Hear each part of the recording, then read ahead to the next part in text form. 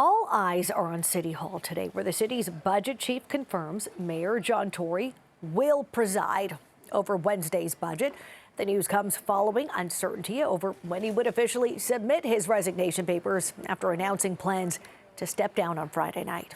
CP24 Steve Ryan joins us live with details, and you had asked Budget Chief Gary Crawford if he felt that this meant that after Wednesday's debate, if the mayor would be stepping aside. And he doesn't know, but we do understand we plan to hear from the mayor's office at some point today, Steve.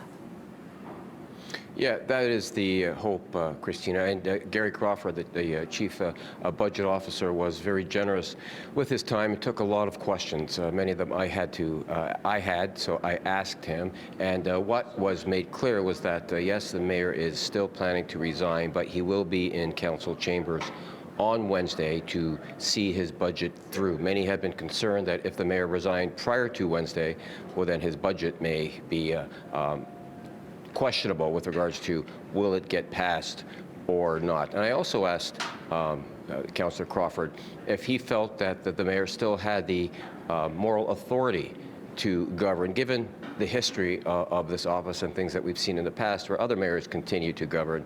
And he was quite frank with his answer, and he said, absolutely, yes, he did. So we do know that the mayor will be governing Wednesday in council chambers with his budget, and after that we'll see as to when or if his resignation will be submitted at that point in time. That is not off the table, according to Crawford. He still plans to resign. The question is, when is that going to happen? And Mr. Crawford did give a personal perspective, saying that he hopes that the mayor stays on.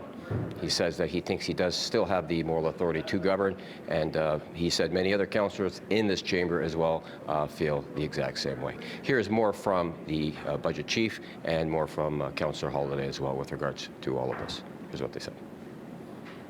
Again, I feel he has the moral authority, he has the legal authority, he has authority. He needs to get this through. This is an important budget for the City of Toronto, an incredibly important budget for the City of Toronto after a challenging time, and we need his leadership. He has been a strong leader for this budget, strong leader for the city. He needs to continue doing that. I do not want to play politics with this budget. It is too important, and it has to happen. His leadership is critical, and I support him being there Wednesday. All we've got is a press announcement, and what happens seems to be a day-to-day change. So regardless of what unfolds over the next few days, the plan is for self-included councillors to be ready to contemplate and to debate a city budget, a really important budget that affects taxpayers and citizens, everyone across this city with respect to their services and the cost of living in this city.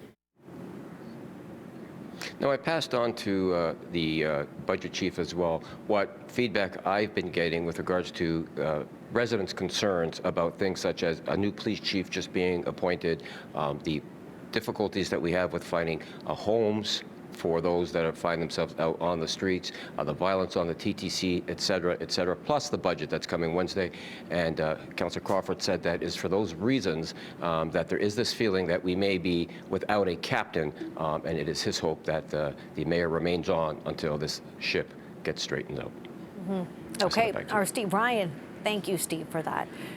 We're also learning more about the next steps for a by-election. The City of Toronto is required to hold a by-election to fill the mayor's seat. Until then, Deputy Mayor Jennifer McKelvey will take over the job, but the strong mayor powers do not transfer over to her. The office of Steve Clark, the Municipal Affairs and Housing Minister, says strong mayor powers do not transfer to an interim mayor. Once a new mayor is elected in a by-election, that person becomes the new head of council and then can exercise those powers. It's really surprising to me, but I was looking into it, and in fact, they are not transferable to her. I was surprised to learn that she was actually appointed as deputy mayor under Section 193 of the City of Toronto Act, and that means that she only has very, very limited scope of authority, and I believe this has now been confirmed by the province, that those powers, those really recent powers that have been given to the head of council, of Mayor Tory and out in Ottawa, will not transfer to the deputy mayor. And Toronto's former deputy mayor, Denzel Wong, says he hasn't ruled out running himself. John set a new standard for commitment to public service for a mayor. He was up from morning till night. As the sun rose, he was at his desk. It's a big commitment, and so anyone who wants the job has to. He's setting that standard, and so I think there are a lot of people thinking about it. I haven't said no, and I'm carefully considering my options. It takes a huge sacrifice, family sacrifice. Mm-hmm. I mean, Joe Cressy has said he's not prepared to make that sacrifice. Exactly. I have a young family, and every event you go to is time that you would otherwise spend with your family, so there's a lot to think about. And City Councillor Brad Bradford says he has not made a decision yet if he will run for mayor. Right now his focus is on the budget.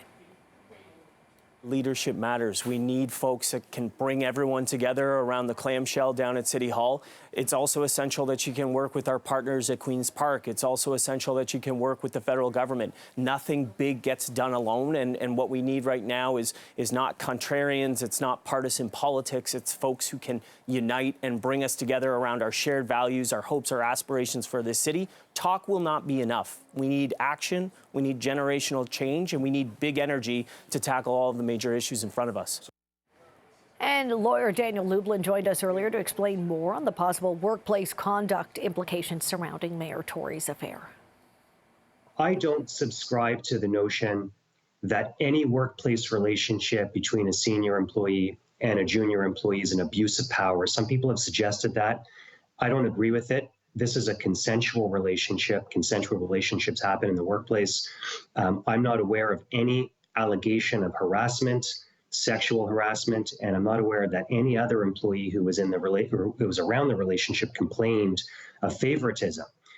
There can be instances where the power dynamics can lead to trouble, such as people complaining of sexual harassment when the relationship breaks down, but that's not what happened here.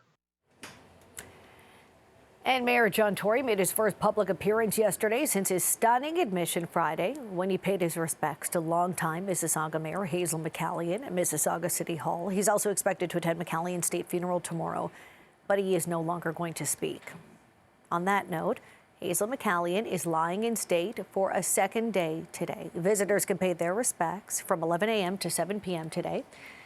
So a few more hours left at Mississauga City Hall before her funeral tomorrow. Known affectionately as Hurricane Hazel, she is remembered as an outspoken political powerhouse who earned respect from fellow politicians across the spectrum during her more than 3 decades in office.